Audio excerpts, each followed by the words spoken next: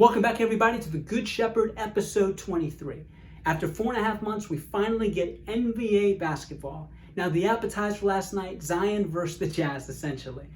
The Pelicans have a lot of talent. We know that. And they get up leads over other teams in the association, and we've seen that all throughout the year. But their inexperience haunts them. And they did last night. They're up double digits against the Jazz in the second half. They lose by 2. That's to be expected.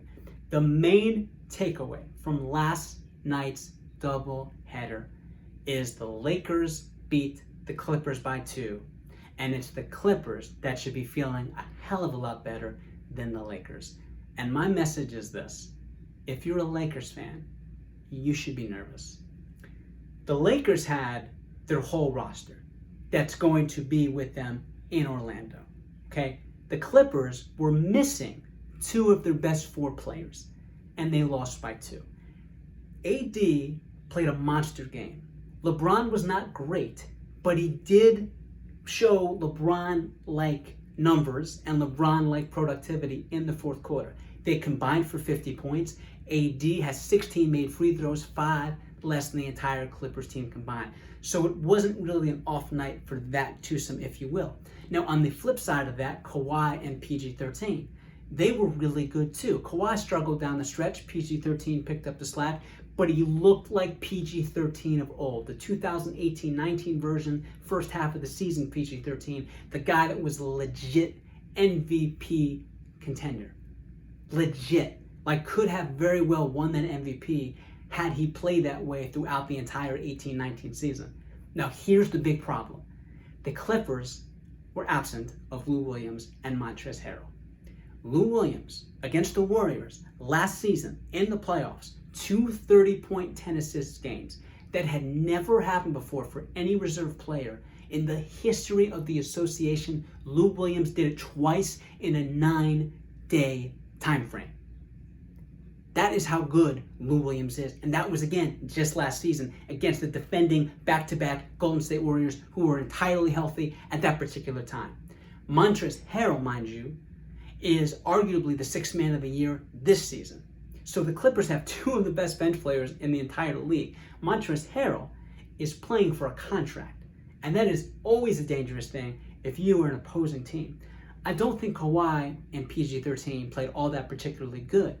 What I also know is they will, to the largest degree, more than any other team, neutralize the monster, the behemoth that is LeBron and AD.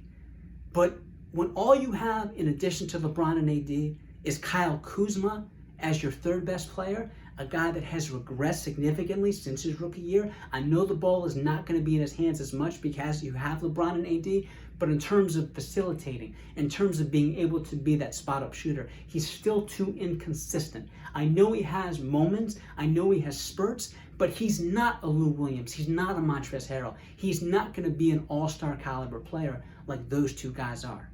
It's just that simple.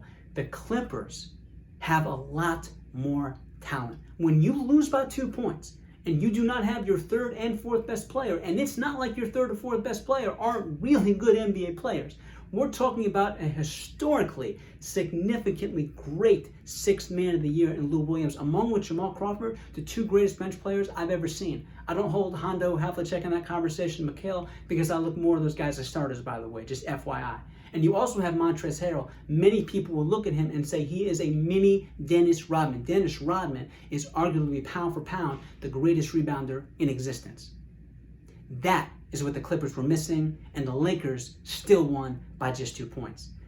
My question for you is: last night's 2-point loss for the Clippers a telling sign, or is it just an aberration? Who do you have as the favorite coming out of the West? That is the question I have for you. Comments below. I'll read them. I'll get back. I want to thank you very much for taking the time to watch, taking the time to take in some NBA knowledge and insight. I appreciate y'all. If you like what you saw, make sure you subscribe. There's going to be a lot more NBA content coming to you, some NHL, some MLB, and ultimately NFL come September. Guys, have a great weekend. Ladies, have a great weekend. Be safe, be healthy, and make sure you subscribe. Thank you.